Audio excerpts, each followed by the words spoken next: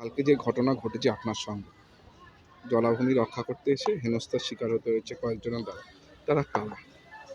দেখুন, আমি একটু বলি যে গতকাল হঠাৎ করে আমার কাছে এখানকার 10-15 জন মহিলারা তারা আমার কাছে যান, গিয়ে বলেন যে দিদি জলাভূমি ভরাট হচ্ছে, পাইপলাইন ফেটে যাচ্ছে, কভার স্ল্যাব ফেটে যাচ্ছে, তুমি একটু এসো। তো তাদের কথা শুনে যখন আমি আসি এবং সেটা কাজটা যখন বন্ধ করে দিই, আপনারা যেখানে আসছেন সেখানে যখন আমি ফিরে যাচ্ছি, তখন ভম্বল আর কিষাণু বলে দুজন আসে।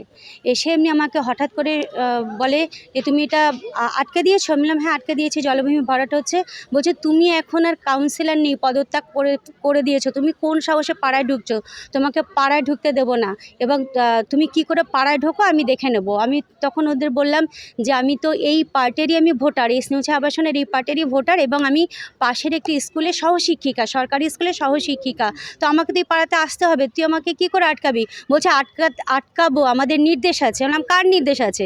তখন বলছে আমাদের নতুন যিনি কোঅর্ডিনেটর হয়েছে, আমাদের প্রবীর পাল মহাশয়ের নাম করে বলছে যে দাদার নির্দেশ রয়েছে এই অঞ্চলে তুমি এই ওয়ার্ডে আর ঢুকতে পারবে না, এবং যদি তুমি ঢোকো তাহলে তোমাকে আগে একবার তোমাকে হেনস্থা করা হচ্ছে বা তোমাকে মেরে পাট করে দেবো, পুরো প্রাণী মারার হুমকি দিয়েছে ভম্বল। ভম্বল কি মানে কবির পালের সঙ্গেই থাকে? একদম একদম। নতুন কোঅর্ডিনেটর হওয়ার পরই উনি যখন হয়েছেন, এই ভম্বল সহ যারা রয়েছে, আমাদের যারা বিভিন্ন পার্টি বুথ সভাপতি আছে, তাদের বাড়িতে গিয়েও রাত্রেবেলা হুমকি দেওয়া শুরু করেছে। 131 পার্টি আমাদের বুথ সভাপতি ও মাননীয় মুখ্যমন্ত্রী শ্রীমতী মমতা বন্দ্যোপাধ্যায় 15 বছরের যে উন্নয়নের সংলাপ চলছে, সেই কাজটি 131 পার্টি হয়েছে মাতঙ্গিনী অঞ্চলে। ওই যিনি বুথ সভাপতি ছিলেন তার নেতৃত্বে তার বাড়িতে গিয়ে রাত্রেবেলা হুমকি দিচ্ছে। আপনারা যদি গিয়ে খোঁজ নেন আপনারা সেটাও জানতে পারবেন। এইভাবে এলাকাতে নতুন কোঅর্ডিনেটর হবার পরে এলাকায় একটা উচ্ছৃঙ্খল পরিস্থিতির শিকার হয়েছে।